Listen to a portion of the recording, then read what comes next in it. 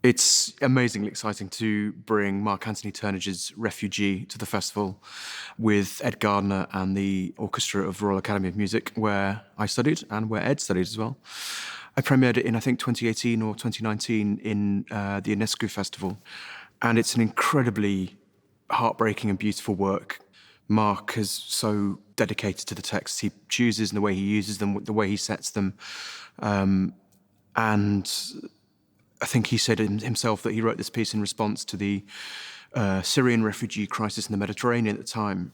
And of course, as we know, the migrant crisis, so-called migrant crisis, is now very much on our doorstep and is more part of our lives in this country.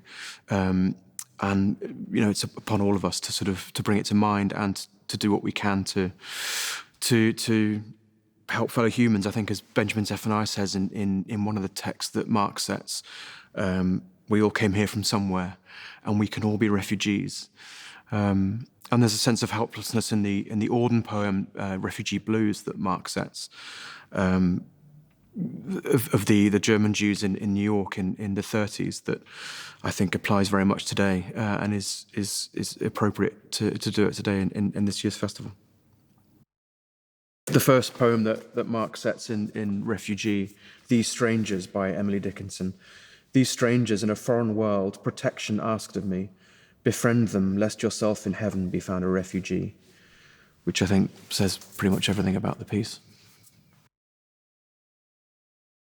The Brian Bilston poem that closes the work is sort of needs to be seen either on Twitter, where I think he first posted it, or on the page to appreciate it fully. But it's an incredibly clever piece of writing, palindromic, and you read it one way from the top to the bottom, and then he asks the reader to read exactly the same lines, but from reverse to top.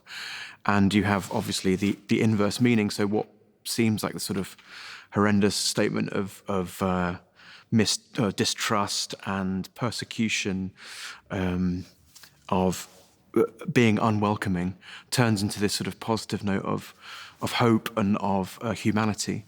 I know that Brian Bilston was at the London premiere when we performed it there a few years ago, and he was astonished at Mark's word painting, the setting, the orchestral colours that he notoriously is phenomenal at getting out of players and singers. So to close the work with this sort of amazing poem married to this amazing music is very special.